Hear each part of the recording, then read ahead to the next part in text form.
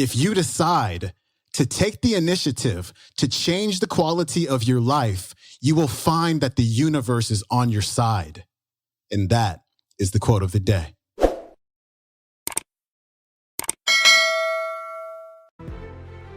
Welcome back to the Quote of the Day show. I'm your host, Sean Croxton of SeanCroxton.com. I got some of that Monday motivation for you today with our main man, Les Brown. Today, Les is talking about pain because so often we try to avoid pain or we try to ignore pain. But what we come to find out is the reality that pain is part of life. There is no avoiding pain. You know, when I was in college, I used to wear a t-shirt to the gym. This t-shirt really fired me up. And it said on the front of it, pain is weakness leaving your body. And it fired me up because when I'm doing my reps and it would get really hard, I would always think this pain that I'm feeling is making me stronger. Every single time I take a rep, it's making me stronger. And it's the same with life. It's the way that we perceive our pains. It's what we do about our pains. It's how we respond to our pains that make us grow, that make us better people, that make us the best versions of ourselves. And so here's Les Brown. See, I say if you look at your life, and if you're not getting what you want, you owe it to yourself to do something differently. If you're on a job, 85%, they say, of Americans go to jobs that they're unhappy. If you're doing something 8 hours a day that you don't like, it's not giving you what you want, it's not giving you a strong feeling of satisfaction and fulfillment, you're miserable, you hate to go there, you're depressed just thinking about it, you sing the "Thank God It's Friday" song every week, it's giving you headaches just thinking about it on Sunday afternoon after the football game goes off. If that's what it is, you owe it to yourself to start strategically working to change directions. See, but you know what most people will do? Most people will resist change. Most people will fight change as if change would be worse than what they're experiencing. See, they know this. They're familiar with this. Most people will not challenge the unknown. They won't just step out there. See, there's certain things that's got to be in place. They got to see it all together.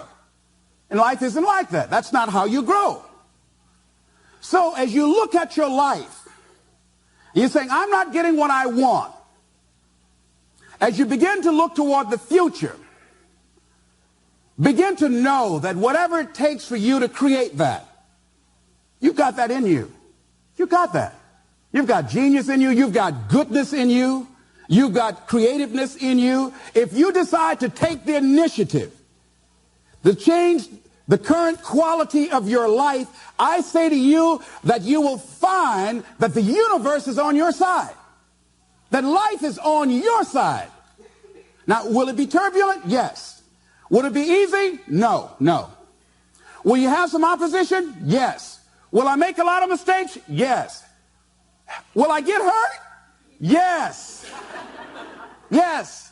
See, a lot of people won't try anything different in life because they don't want to get hurt. Let me tell you something. It's too much pain to duck. Pain is everywhere.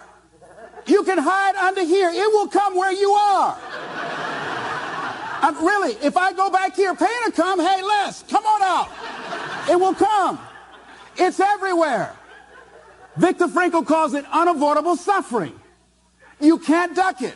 But most people spend their life not wanting to deal with the pain of rejection, the pain of defeat, the pain of being disappointed, the pain of losing, the pain of failure, the pain of being criticized, the pain of not being liked, the pain.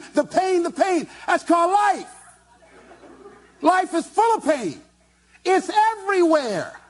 But guess what? There's no gain without pain. Now, if you're going to hurt anyhow, get some yardage out of it.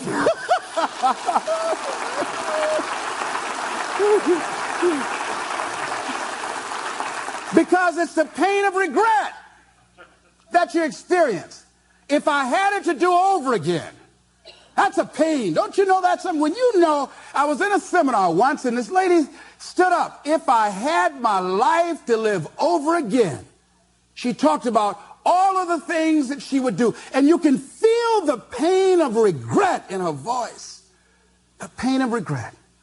She still experienced pain. She was trying not to experience the pain of defeat, the pain of disappointment, the pain of loss, the pain of lack of support. And she still experienced pain. It was right there. We can't get around it. Most people are governed by their habits, their fears, and the opinions of others. A lot of people never try anything differently because they have been convinced by people in their lives that they value that they can't do it. They're living within the context of the opinions that other people have of them, the low expectations. Many people doubt themselves because when they thought about doing something at some critical point in their lives, somebody they respected and honored, somebody they believed in, somebody that they loved, someone they trusted said, you can't do that. And they accepted that. That's why I didn't go off to college. I had an instructor that I believed who said, you're not college material, Mr. Brown. You're not as smart as your brother Wesley or your sister Margaret Ann. You're not college material. Why don't you try and get you a job at the post office? Try and do something with your hand, or go down to the Miami City Sanitation Department and see can you get a job there. Or why don't you try and go into the Army?